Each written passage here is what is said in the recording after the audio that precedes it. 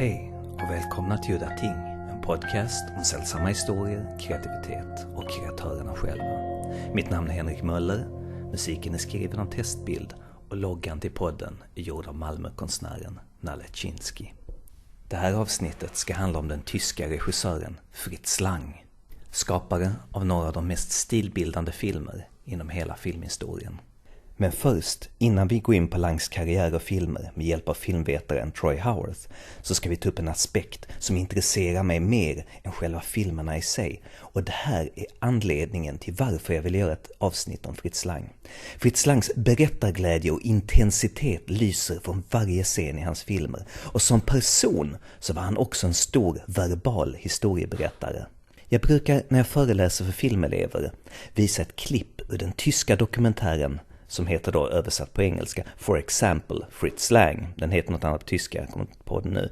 Den finns med som bonusmaterial på Eureka Videos 2-DVD-utgåva av filmen M. I den dokumentären så berättar Lang sin berömda historia när han mötte Tredje rikets propagandaminister Josef Goebbels och sedan fick fly landet. Det är en av de bäst verbalt berättade anekdoterna jag någonsin har hört. Och jag hade gärna spelat upp den här för er, men eftersom den är på tyska, vi har ju inte undertexter, och en stor del av berättandet visas med Langs minspel och gester, så hoppar jag då över den och går direkt till Exorcisten-regissören William Friedkins intervju på engelska med Lang från 1974. I denna intervju är Lang en något äldre man med mindre glöd och intensitet i berättandet, samt att han inte riktigt bemästrar engelskan tillräckligt väl för att kunna ge historien samma lyft som han kunde på modersmålet. I had finished a film, The Last Will and Testament of Dr. Mabuse, in which I put into the mouth of Mabuse, when he steps into the body of another man, all the Nazi slogans. And the yellow shirts came. They didn't have the black shirts in these days, with two guns right and left, and said, Mr. Goebbels will confiscate this film. I was very haughty and said, if you think you can confiscate a film of Fritz Lang in Berlin, do it. All right, they did it. Now I had some trouble. So one day I got an invitation, meaning an order, to arrive at the Ministry of Propaganda. Now you must understand one thing in these days. You have to have a stiff collar, a tuxedo, cutaway coat, a vest, striped trousers, which was in its way already very uncomfortable. And I walked in to the Ministry of Propaganda, and immediately at the door was a big desk, and again 4 people in yellow shirts with the guns. What do you want? I said, here's an invitation from Minister of Propaganda who wants to talk with me. Well, they looked at it and then they said, look, you go around the corner and go along this corridor. And then you come to another corridor and then you go there. Okay. And so I walked this corridor. It was not very agreeable. The floor were great squares of cement. The walls were blank. No picture, no inscriptions, you know. Yes. And every step echoed constantly from the wall and back and so on. It was disagreeable. So I come to the end of the corridor and another corridor, and there is the same thing. Again a desk, again 4 people with guns in yellow shirts, the same procedure. Let's go in this direction. It happened 3 times. Finally, I came to a round room and I didn't know what to do. So suddenly one of the door opens and out came a man, most polite, and said, Mr. Lang, one moment. The minister will be ready in a second. And in reality, in a minute or minute and a half, he opened the door again and said, come in. I walked in. It was a tremendous big room, and the one side at least 4 or 5 big windows. Goebbels sat behind a desk, very, very far away. He had black trousers and one of these yellow-green shirts, you know. Mm-hmm. And it's something very funny. Goebbels could turn on friendliness like a faucet. He came out with stretched hands, said, Mr. Lang, I'm so very, very happy to see you here. Come sit down. Okay, I sat down. And now I expected that he would talk to me. Why I had to put in the mouth of a criminal certain slogans of the Third Reich. What were the slogans? Do you remember? What was one of them? Hitler has said the average citizen has to destroy the authorities which he created. And then, on the debacle, on the rest, we will create our realm of 1,000 years. And I had Mabuse saying exactly the same only. And when everything is destroyed, on this rest, I will create my realm of 1,000 years of crime. I expected that the minister would say something, but he didn't. He spoke, and suddenly he said, the Führer has seen your films. And he has said, this is the man who will give us the National Socialistic film. In this moment, to tell you the truth, I was wet all over my body. Perspiration broke out everything. I looked out of the window, and there was, a big post. Yes. Like you have it here with lamps on. And there was a 3-side clock. Yes. And you could watch the clock. And I said, how do I get out of here? To yourself? To myself, no, naturally. Mm-hmm. I don't know what I said to Goebbels, so help me God. But in essence, I said, I'm tickled pink. Didn't you tell him something about your mother? Wait a second. I'm tickled pink. Mm-hmm. And he talked. And I was looking at the hands of the clock, and they moved. And my only idea was, how do I get out of here? Get to the bank, get some money out of the bank, and leave Germany. In a pause, I said, Mr. Minister, do you know, from my father, far back, centuries back, peasantry and so on, Aryan, okay. But my mother, she was born Catholic, but she has Jewish parents. So again he turned on his charm and said, Mr. Lang, we decide who is an Aryan. What could I say? I didn't want her to end in a concentration camp. So he started to talk, and finally he came and started to talk about the last will of Dr. Mabuse. And I looking out of the window, and I saw the clock comes closer and closer to the moment where the banks were closed. So he said, look, there's a scene when the professor who runs the insane asylum in which Mabuse died, the professor has to be killed by the rage of the audience. Oh, Herr Minister, I said, that is a wonderful idea. I thought it stinks to high heaven, but what should I have said? Well, we talked, and finally the clock came to a point where I saw it was too late to go to the bank. Then, with all his charm, he said, goodbye. I will call you in 1 or 2 days. Wait for me. I said, Herr Minister, I'm most grateful and most honored. Sabba, bla bla, and walked out. Lang fortsätter ett bra tag till, och här beskriver han hur han pantar några värdefulla porslinsskulpturer som han hade hemma eftersom banken hade stängt den dagen, samt en mycket väl detaljerad flykt med tåg ut ur landet. Som ni märker, även i denna mindre bra intervjun så bygger Lang upp stämningen med hotet och hur han går genom långa korridorer in i propagandabyggnaden med beväpnade vakter och ekot av skorna mot marmorgolvet. Sedan hur vänlig Goebbels är, fast vi vet vilken psykopat han var, och hur klockan tvärs över gatan tickar ner sakta men säkert tills bankerna stänger. Såklart märker man om man jämför de olika versionerna av hans berättelse att detaljerna inte riktigt stämmer överens och att han har berättat den här om och om igen och lagt till saker och så vidare. Men det är en bra historia och han berättar den mästerligt. Troy Howarth berättar. It's a great story, and he started telling it apparently to interviewers in America probably around the time that he came over here, and people started taking an interest in this great German filmmaker and, what are you doing over here and why are you making films here? So he started telling the story, and it seems as though he did elaborate on it, add a lot more detail as time went on. And in fact, based on what I've read, the dates and everything, and if looking at the dates on his passport and various different papers that are on file in Germany and so forth, they don't add up. So I think the story he tells is a great example of the director or storyteller indulging in bullshit. But it's a good story, and you hear it, you want it to be true. En intressant detalj är att hans fru, Thea von Harbour, som han skrev manusen tillsammans med, eller ibland så skrev hon väl mest av manusen faktiskt, deras samarbete, och när han sen flydde ur landet stannade hon kvar och omfamnade nazismen. Mycket, mycket märkligt slut. Thea von Harbour, they met, I believe, somewhere around 1920. She wrote all of his films with him, pretty much up until the time that he left Germany in the early 1930s.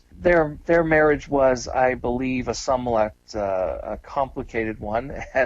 I recall hearing some rumors or reading some rumors that one or the other of them was being unfaithful, and this ended up in some sort of a scandal where somebody was shot.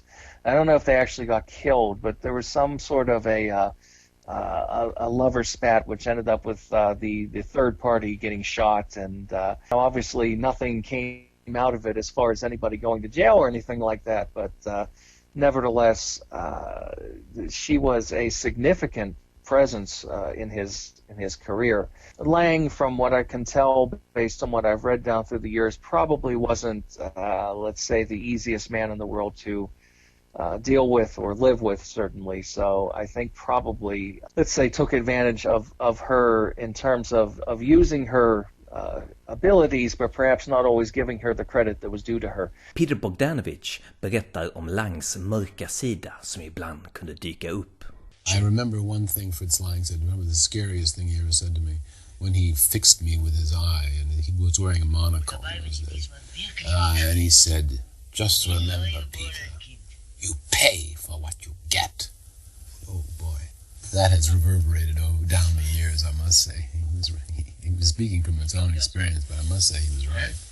Lang actually had Jewish background. His mother, I believe, was Jewish. Thea von Harbour was not. And when the whole Nazi catastrophe started in the 30s, Lang ended up leaving, but Thea von Harbour stayed behind. And I believe, if I remember correctly, she actually collaborated with the Nazi party. So no love lost there, I guess. Någon gång på 90-talet så ägde en stor filmfestival rum i Malmö. Jag tror det var filmen 100 år. Så då måste det ju tekniskt sett varit år 1995 som den ägde rum då, om det ska vara filmen som ska firas 100 år. Där i alla fall så projicerar de filmer på 35 och 70 mm från 1895 och framåt. Jag visste det inte då, men detta skulle antagligen aldrig upprepa sig med tanke på att filmen idag är digital och att gå på bio, 3D-film då borträknad, skulle bli lite som att kolla på en DVD fast på stor duk. Hur som helst, bland annat så körde de ett gäng klassiska stumfilmer med levande orkester till i biosalongen. Det var Dr. Caligari's kabinett, den där tyska expressionistiska filmen med en handling som man lätt glömmer bort, men med en fantastisk scenografi där de har byggt och målat kulisser som verkar luta åt olika håll och snirkla sig i bizarra vinklar. Nosferatu, filmvärldens mest obehagliga vampyr, en film som än idag kan skrämma skiten av vilket barn som helst. Och så var det Metropolis från 1927, Fritz Langs mästerverk, som har kallats den första riktiga science fiction-filmen. I korta drag så handlar filmen, den lite röriga handlingen, om ett klassiskt science fiction-klassamhälle där överklassen springer runt och leker i vackra trädgårdar och trälarna jobbar i underjorden vid gigantiska maskiner som driver hela staden som ett urverk. Uppror, krig, fred, kärlek och en robot samt en messiasfigur. Jag såg den här filmen först i den restaurerade 1984-versionen med handkolorerade delar och musik av Giorgio Moroder. Det var en ganska surrealistisk upplevelse tyckte jag då att se en stumfilm där vissa delar var färgade och elektroniskt pop-soundtrack. Senare fick jag veta att den där filmversionen var extremt hatad och kalkonförklarad och räknas till Moroders sämsta filmsoundtrack. Filmen var dessutom nerklippt till 83 minuter lång. Den längre, 2 timmar långa versionen såg jag med orkester i biosalongen. En episk upplevelse. His influence on people like Dario Argento, for example, was quite strong. And really, in many respects, along with Alfred Hitchcock, he was kind of the real creator of what you might consider to be the sort of modern thriller on film. All of those elements kind of combined, he became one of my favorites. Fritz Lang var ju född 1890, så man kan ju säga att han var med från filmens barndom. He really was born shortly before the start of film as an art form, and he entered into it, I think, around 1917. He had studied engineering, I believed, and also studied art, and decided that this new art form of cinema was something interesting. He started off as a screenwriter. Unfortunately, a lot of his early works as a screenwriter don't exist anymore. I know that he wrote, for example, an adaptation of Edgar Allan Poe's Masque of the Red Death, which I would very much like to see, but unfortunately I think that's one of many, many films that's considered to be lost today. So, but on the other hand, I have to say that although it's tragic that some of those early films are lost, compared to somebody like Murnau, for example, who so much of really the bulk of Murnau's films don't exist anymore, or at least as far as we know, they don't exist. At least the majority of Lang's films do exist. In terms of the movies that he directed, I think only maybe the first one or two may be considered to be sort of lost movies now. But other than that, virtually everything we can watch. So that's a good thing anyway. So he came in around 1970, if I remember correctly, as a screenwriter. And then within a couple of years, he started directing films. So really around the end of the 19-teens, early 1920s, he was directing. What would you say would be his first great film? Certainly The Spiders, which was an early sort of serialized spy film, is interesting. But I guess if we were to talk about his first really accomplished film, I suppose it would probably be the movie Destiny from 1921. Also known as The Weary Death, which is kind of a borderline horror fantasy title. It's kind of an anthology film, and it deals with the character of Death, who is very unhappily going about his job of taking people's lives, and he's confronted with a young couple that he basically feels very, very sorry about having to claim their life. He sort of makes a deal with them to give them an opportunity to plead for their lives. It follows through several different stories. I don't remember them in great detail because it's been several years since I saw the film. It's a little misleading in a way to call it a horror film because it's a fairly genteel movie, although it is by nature of its subject matter, it's a little bit grim. But it has this character of Death in a very almost sort of sympathetic and tragic way. There's a sense in it of this is not somebody who, to say the least, enjoys his job, and it has a kind of conscience about the necessity of claiming lives, but at the same time having compassion for the people that it's affecting. So it's an interesting movie. It's worth seeking out. It is actually out on Blu-ray. Sen kom filmen som är en av dem som man kanske är mest känd för. Dr. Mabuse, Der Spieler. That was a very ambitious production, and ambitious is kind of synonymous with Fritz Lang. Basically, after a certain point, he was making films that were designed to be bigger and bigger and bigger and more important, and it kind of goes without saying, more and more expensive. But it was okay because up to a point, the things that he was making were making money. And Dr. Mabuse was divided into two parts. And of course, Lang would come back to the character later on. He would make a Testament of Dr. Mabuse in 1933, and then finish out his career in 1960 with The Thousand Eyes of Dr. Mabuse. And then a bunch of other German directors would carry on with the character and make other movies. In a way, Dr. Mabuse is almost kind of a prototype for a James Bond type of supervillain, a criminal of superhuman intelligence. This is somebody who is a master of disguise, who is a master of just pure anarchy and evil. He controls a network, an international network of spies and assassins and thieves. Very ambitious. It runs, I think, in total probably about close to 4 hours long in its complete version, but it was divided into two halves, so people weren't expected to sit there and watch 4 hours worth of film all at once. But it ended up being tremendously successful and really did help to establish him as kind of the leading German filmmaker of that period. Sedan fortsatte Lang med sina episka storproduktioner och fantasyfilmen Die Nibelungen. There was a lot of emphasis at the time. I can remember when Lord of the Rings came out that, this was something extraordinary we'd never seen before. And of course we'd seen it all the way back in the 20s with the Nibelungen, and Fritz Lang, again, with his larger-than-life sort of vision and wanting to make something that was just bigger and more detailed and more expensive than had ever been seen, made yet another film that was, immensely huge and very long. It had, again, to be cut into two. So you have the first half, which was called Siegfried, and then the second half, Kriemhild's Revenge. And it's pure sort of Teutonic fantasy stuff, very much a sort of a very Aryan hero going through a series of trials and tribulations, including an extraordinary run-in with a dragon, which was accomplished with very state-of-the-art means at the time. It looks a little, maybe looks a little crude now, but if you think of being in an audience in 1924, that must have been really extraordinary to see, and that was the kind of vision that Fritz Lang had that really was going a lot further than anybody else was, in some cases, capable of going, but also in terms of the kind of financial support that they were getting, because, again, he was spending a lot of money on these movies, and again, just the fact that they justify their existence by the virtue of the fact that they were successful. It's an extraordinary fantasy film. It really is, remarkably sort of poetic and visually beautiful.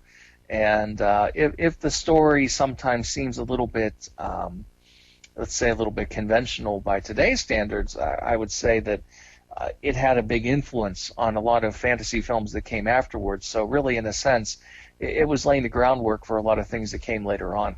Why do you think he was drawn to these huge, event-like, epic-like films again and again? Basically, I think he was very interested in the fantastic and in a certain kind of stylization. Again, not necessarily that sort of very heavy stylization of the Expressionist school. I mean, when we think back to the Expressionists, of course, it's been said that he was actually in line to direct The Cabinet of Dr. Caligari.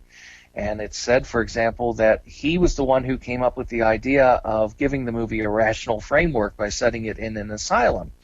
It depends on who you read, whether or not that's true. Some sources say that's true, other sources contradict that.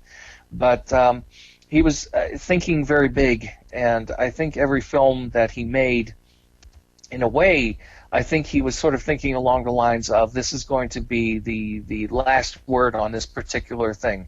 So he made a kind of pulp action-adventure type thing with Dr. Mabuse. Let's then go into pure fantasy with the Nibelungen. And so having conquered those fields, science fiction just seems to be an inevitable thing. And Metropolis was, without a doubt, the most elaborate, the most technically advanced, and again, the most expensive film that had been made up until that time. Unfortunately for Lang, it's my understanding the film was not nearly as successful as it had been hoped that it would be. And so you ended up with a situation of quite a large budget being spent on something that ultimately lost money, although in the long run, of course, it's recognized as a major classic, and it's revered, and it's been revived many, many times. But basically, he was sort of turning his eye on society and on the kind of the infrastructure of not only technology, but also of the way business is done and the way that factories are run, and basically arguing that that there needs to be a spirit of collaboration between the workers and the people in charge. You know, that it's not just a matter of exploiting a certain class, but that everybody should sort of somehow be united together in working towards a common good, which is the advancement of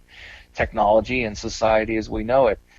What can be said about the production of Metropolis? I mean, again, it was written with the collaboration of Theo von Harbu and Fritz Lang. Now, I suspect if you were to ask Fritz Lang, who was predominantly responsible for the script, I'm sure he would have said that he was. Von Harbu was probably the primary writer of that script, as she was on the numerous films that she wrote with Fritz Lang. Again, just a movie that was, in every sense of the word, a super production. When we hear about movies today, you think about somebody like James Cameron, for example. I mean, in a way, although I'm not a fan of James Cameron in particular, I really don't care for his films. In a sense, he was almost kind of, on a production level, kind of the Fritz Lang of today in a certain way, because he's making these films that are just, more and more absurdly over the top in terms of the technology and in terms of the money that's being spent. I'd say that Lang, though, brought a great deal of weight and substance to his movies that we don't necessarily see in some of these other ones.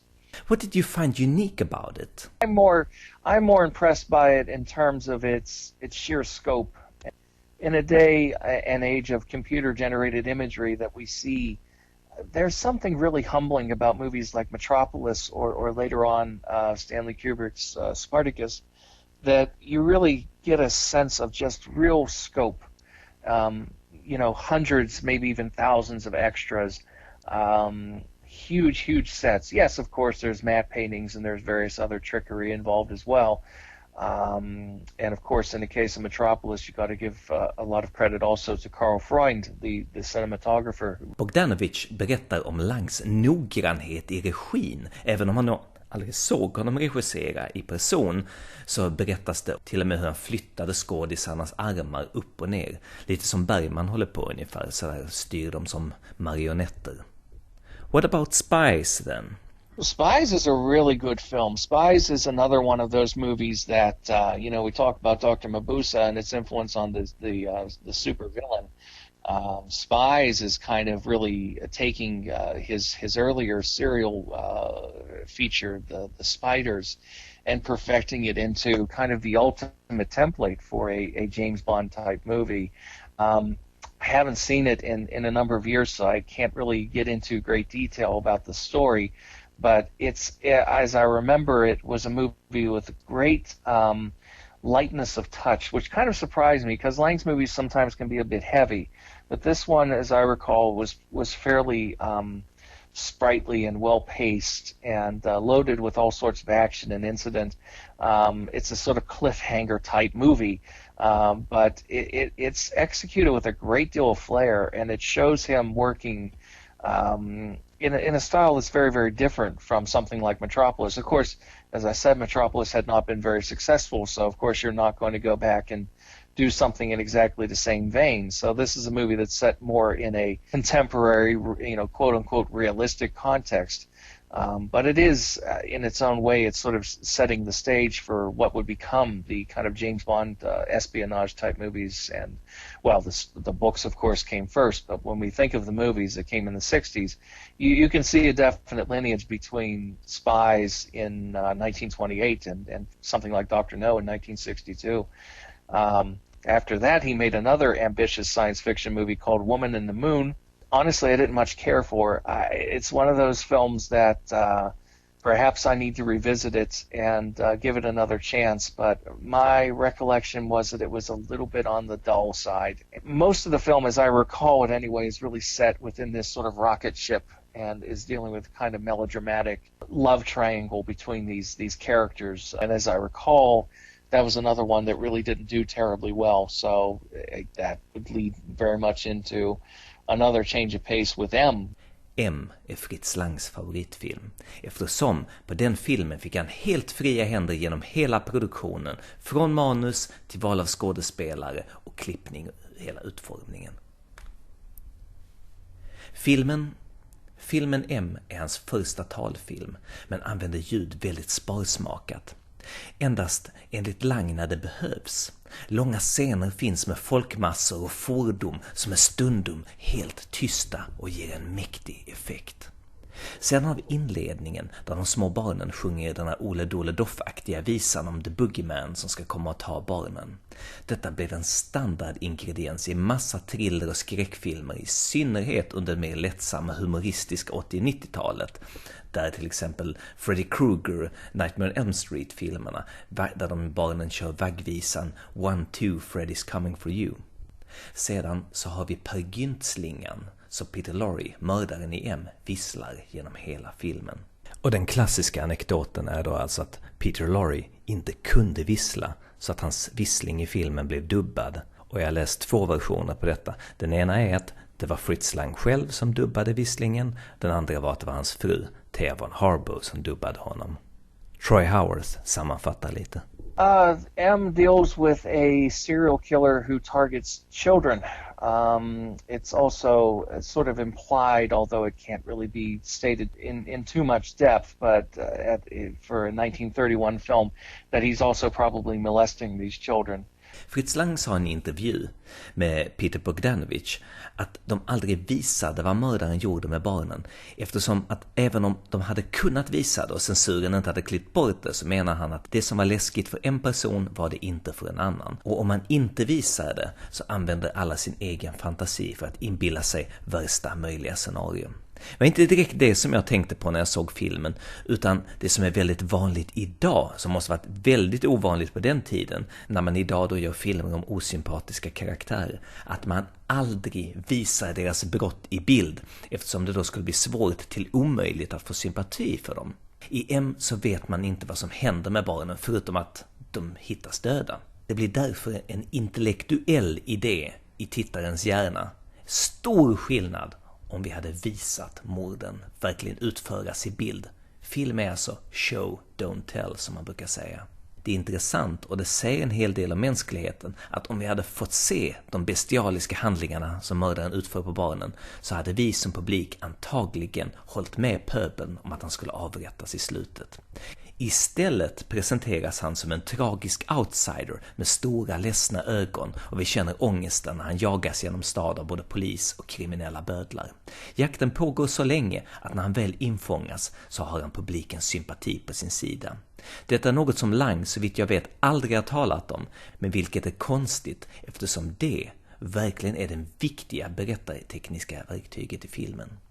Basically, his antics are causing a lot of problems for the criminal underworld in Berlin. There's a lot of pressure being put on by the police because the police are trying to track down this killer. So the criminal underworld basically decides that they're going to band together, rather fancifully perhaps, but they're going to band together and they're going to find this guy and put him on trial and get rid of him. So as to get things back to normal in a certain sense. And also I think it's implied that they're fairly disgusted by what this monster is doing. So they launch their own investigation, which is running sort of parallel to the police. And it's very much a kind of chase between who's going to get to him first. Of course, it's the criminals who get a hold of him. And the killer is played by Peter Lorre in his first starring movie. And what an extraordinary performance he gives. He makes this character into somebody who is, I don't want to say likable, but you feel sorry for him because he's obviously a product of a very rough environment and presumably has been treated quite abysmally and abominably by his family and by society at large. So he's been sort of made into a monster. You know, again, it's that going back to that theme I talked about in Destiny, where you have this figure of death who, you know, kind of hates what he has to do. It's what he has to do. He has no way of getting away from doing it. And it's the same thing here. This character is almost somehow fated to be the way that he is. He doesn't understand it. He doesn't comprehend it. He's just acting on these animal urges, and he hates himself. That's not to say that should make you, you know, want to be friends with the guy, but you can have a certain degree of sympathy for him. And when the criminals put him on trial at the end of the film, it's a real an absolute tour de force for Peter Lorre, who just gives a absolutely heartbreaking performance. Really basically talking about he can't help the way that he is. He doesn't understand why he does what he does. something comes over him and he cannot control himself. So, in a way, I don't know of any antecedents that came before it. I tend to think of it as being the first serial killer movie. I mean, there may be other examples that came before it that I'm not familiar with, but it's certainly the earliest example that I can think of. There is a scene in M that I find curious. When the killer is on trial, he tells the jury about his urge to kill. We see the women in the audience look on with fear, but the men in the audience seem to be nodding approvingly, like they identify with what he's saying. What is that all about? You know, the notion of the females who are presumably mothers who are just absolutely appalled by this, whereas the fathers have this kind of machismo thing going on, and there's a certain level of bloodlust that's present in a lot of men, and that's why when we think of things like hunting and things like that, and a lot of sports which are quite violent and visceral and physical, the men, I think, in a way, are kind of getting off this kind of bloodlust, eye for an eye mentality. You know, you commit a murder, so we're going to murder you in revenge. You know, very, very many quote-unquote civilized people subscribe to.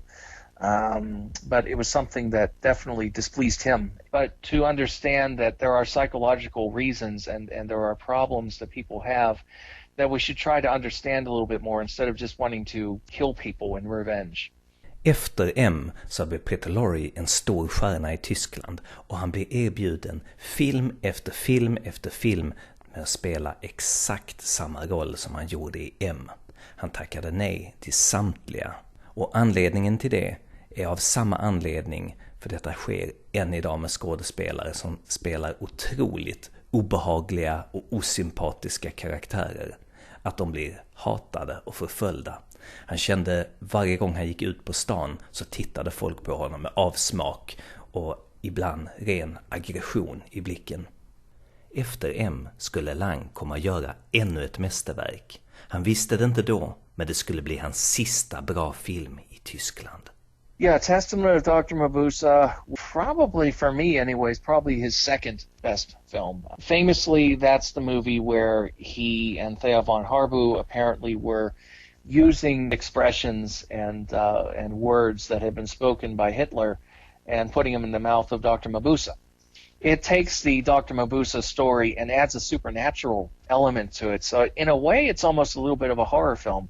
There's a very creepy scene in the film where the director of the insane asylum where Dr. Mabuse is imprisoned is possessed by Mabuse's spirit. And it's accomplished in a way that's very, very creepy. It's very it's primitive, but it's very effective primitive, just with superimpositions and so forth. And it works very, very well. And, you know, if the original Dr. Mabuse is a kind of pulp adventure film, then this one really is almost, you know, to a certain degree, it has a kind of a horror film edge to it. Breathlessly paced. I mean, it has this fantastic opening sequence where somebody who has betrayed Dr. Mabuse is, you know, being stalked, and it builds it to a wonderful finale, you know, and really every scene in that film just seems to work exceptionally well. It's another example of him taking great pains and very meticulous in his storytelling and in his filmmaking. Beautifully done from beginning to end. I think it's an absolutely remarkable movie. So what happened to Lang when he got to America? He apparently experienced some problems working there. Lang in Germany was making his films his way. This was something that came with success and weathered the storm through some failures as well. That he could make the films that he wanted to make, and he could take his time with them and have the money that he needed to realize his vision.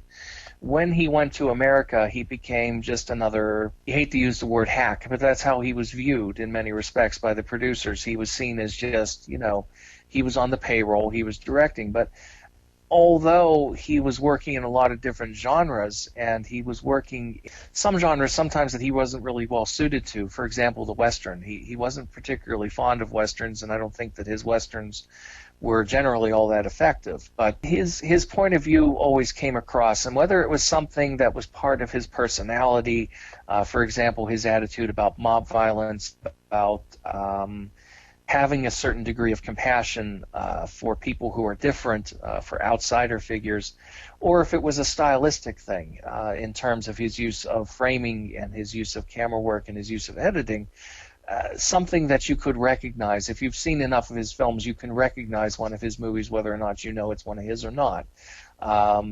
So I think that's definitely the case throughout his filmography. He was not...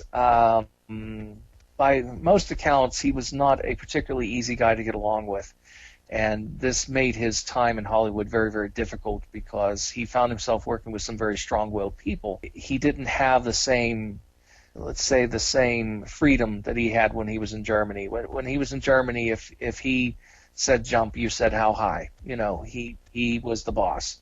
That wasn't always necessarily the case in America, so it made it difficult for him, but in spite of the fact that he was apparently a very difficult man to deal with in many respects, he could be very moody and very unpleasant, there is a humanism that comes through, and I think it's particularly evident in a movie like M. Could you talk about some of the films he made in Hollywood? His first American films are actually both quite interesting. They both deal with the notion of capital punishment and mob justice mentality. He did a film for MGM called Fury that starred Spencer Tracy, and then he did a film with Henry Fonda called You Only Live Once. Now, Fury was a bigger kind of MGM movie, a movie with a certain amount of production value behind it, and he and Spencer Tracy did not get along. Spencer Tracy did not take kindly to Lang's sort of dictatorial methods, and they clashed. And MGM felt that the story, which basically deals with a man who is accused of a crime he didn't commit and is then lynched and, attacked by a mob, and they set his house on fire, and basically everybody thinks he's been killed, but it turns out he's still alive, and he comes back to get his revenge. They softened the film by changing the ending. I don't know exactly what the particulars were in terms of what Lang wanted versus what came on screen, but he was upset about that. Then he, as I said, did this film the following year with Henry Fonda called You Only Live Once. I don't want to say Bonnie and Clyde type of scenario, but basically this man is condemned to death. And the film, again, makes it very clear that he's not on the side of the law in that instance, that he's very much opposed to the whole capital punishment thing. It's a very heartfelt and deeply felt movie. It's not terribly well known. I wish it would get a better release on video. It's actually quite a good film. So then he made Manhunt. Manhunt was a very good thriller. Interestingly, deals with that notion of a man who's hired to assassinate Hitler. So I suspect that was a plot that he was particularly interested in on a very personal level. He worked a lot and was very technically skilled, but his personality caused problems. Obviously, was working pretty steadily throughout the 40s at various different studios. He was not particularly well liked by a lot of the producers, or indeed, it has to be said, a lot of the actors. He was very demanding, and it sometimes made things very unpleasant on the set, and he had a hard time working within the American system. I think because he was coming from a background, again, in Germany, of being #1 director, and he just commanded a huge crew and a huge cast, lots of extras, and basically everybody was very deferential to him, and everybody was extremely respectful, and I think everybody was intimidated by him, and here he was coming over to America, well known, but not as well known here as he was in Germany, and he didn't have the same kind of weight or the same kind of clout. So he was doing his best to sort of stamp his vision on his films, and I think he succeeded. But it was a difficult process in the sense that he wasn't working in the way that he was accustomed to working. He had producers standing behind him and looking over his shoulder and sometimes second-guessing him. Sometimes movies would be taken away from him and things would be changed in the editing, which greatly upset him. So his 40s films in Hollywood, they run the gamut. You have some really, really wonderful films and some other ones that are a little bit more compromised. But after Manhunt, he did another sort of Nazi-themed movie called Hangmen Also Die. An interesting movie, not one of my favorites particularly, but he actually brought on Bertolt Brecht to do the script. Brecht worked on the script, but he and Lang didn't get along. This is kind of a running theme you'll see with Lang and most of his collaborators didn't get along very well. And Lang apparently rewrote or had a lot of the script rewritten, so a lot of what's on the screen I don't think is really Brecht's original concept or work. After that, there was a very good little film noir called The Woman in the Window, which was the first time that he worked with Edward G. Robinson. And in a sense, it's almost kind of a dress rehearsal for Scarlett Street, which I think is a much better film. Woman in the Window is a very interesting psychological thriller noir film with Edward G. Robinson. Robinson was well known as like an art connoisseur and a very erudite and intelligent man. And he and Lang apparently got along well enough, so they collaborated again on Scarlett Street, which, you know, in terms of Lang's Hollywood career, that's almost as good as it got for him in Hollywood. That was produced independently, and I think he had a little bit more control on that film. He wasn't as hemmed in by the producers, and he was able to do more or less what he wanted to do. It's one of the great film noir films, too, apart from being one of the great Fritz Lang films. It features Edward G. Robinson at his very best. It also has Joan Bennett, who did a series of films with Lang in the 40s, including The Woman in the Window, where she played the woman in the window, and she would go on to appear as Madame Blanc in Suspiria, which her presence in that film was entirely due to her association with Fritz Lang, who, as I mentioned, was one of Dario Argento's favorite directors. So, what happened after Scarlett Street? His career after that would really kind of, you don't want to say it went downhill.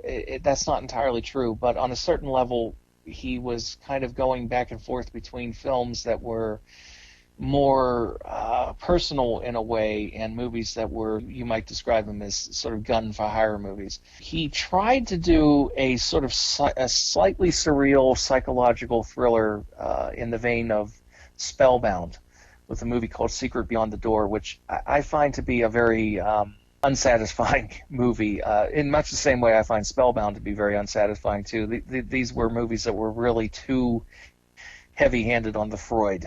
But it's interesting because Fritz Lang really kind of inspired Alfred Hitchcock. I mean, he started directing films before Hitchcock. He started directing thrillers before Hitchcock. So Hitchcock had taken Lang's mantle, basically, and put it on as his own in America as the master of suspense. So I think Lang was feeling a little bit jealous about that, and so he tried to one-up Hitchcock by making this film very much in a similar style to Spellbound.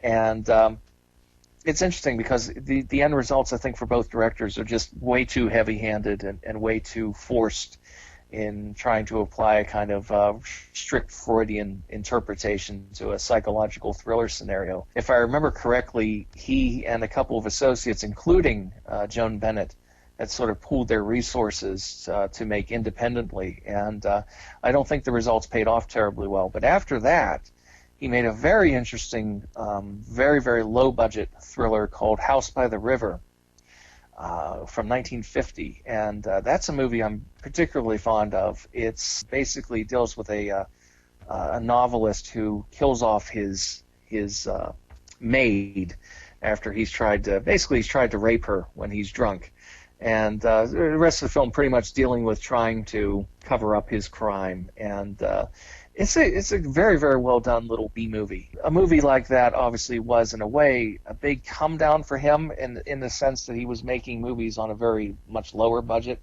But he'd go on and he'd make other films that were a little bit bigger. In the 50s, really, as the film noir trend became more and more popular, obviously he had one of his great successes with The Big Heat, which is another, I think along with Scarlett Street, his best contribution to the noir genre. I mean, that's really one of those great, hard-bitten very cynical movies about corruption and the absolute darkness of the human soul. A policeman who basically his wife and daughter is killed. He has nothing else to lose, so he goes on this fairly single-minded quest for revenge. And it has some extreme violence for the time. There's an extraordinary scene where Lee Marvin, in one of his great early roles, plays this thug. It's probably one of the most frightening characters in Lang's movies. It takes a pot of boiling coffee and throws it into the face of the prostitute character played by Gloria Graham. So, she ends up terribly scarred by this, and this being a Fritz Lang film, she gets her revenge at the end in an appropriately dramatic fashion.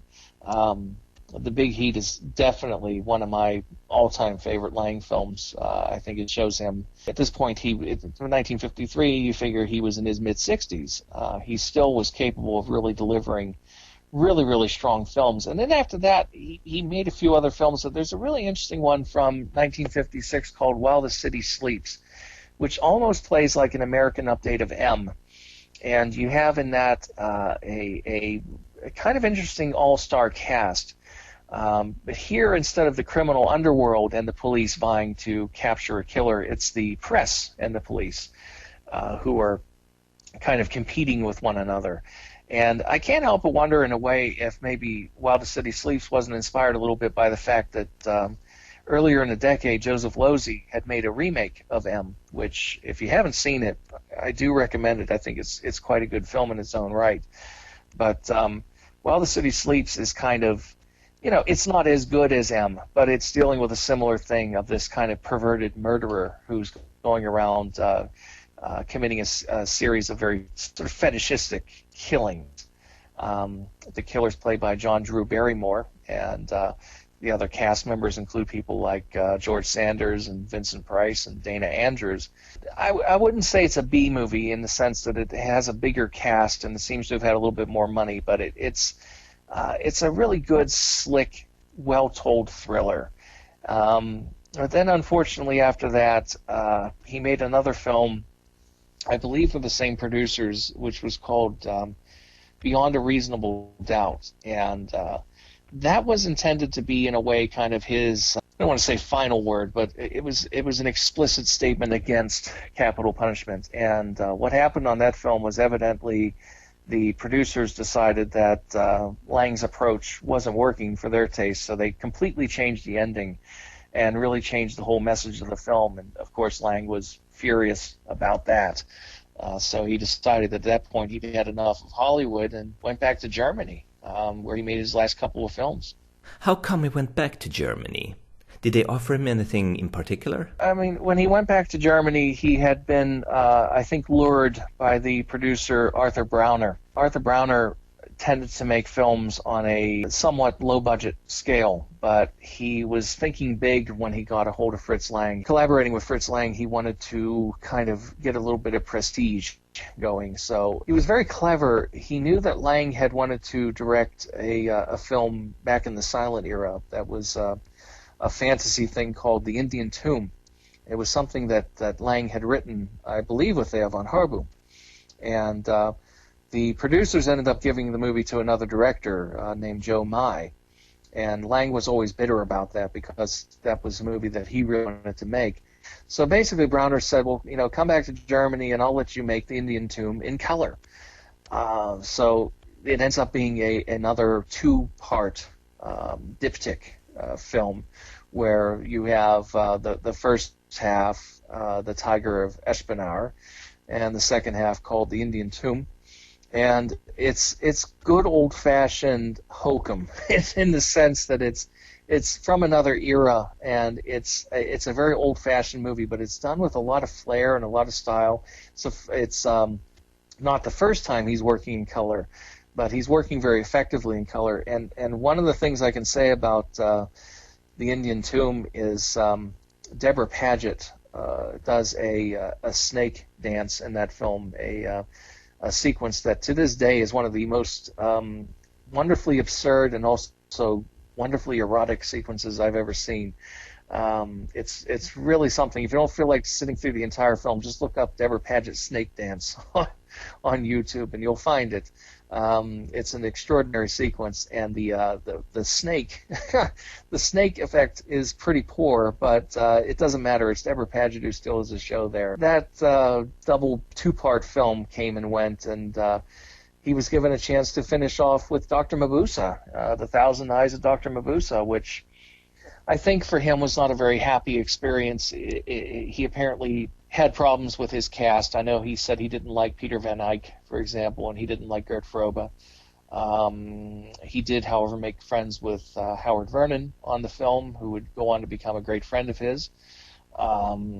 Lang, incidentally, this is a little bit of a side note here, but it's worth noting, Lang had always been a little bit of a homophobe, and wasn't terribly sympathetic towards homosexuals. When he found out that Howard Vernon was gay, he changed his attitude. So, I mean, credit to him that in his 70s, basically, he became more progressive in his attitude on that point. That was the end of his directing career. The movie didn't seem to do much. I don't think it was as successful as anybody hoped it would be worldwide.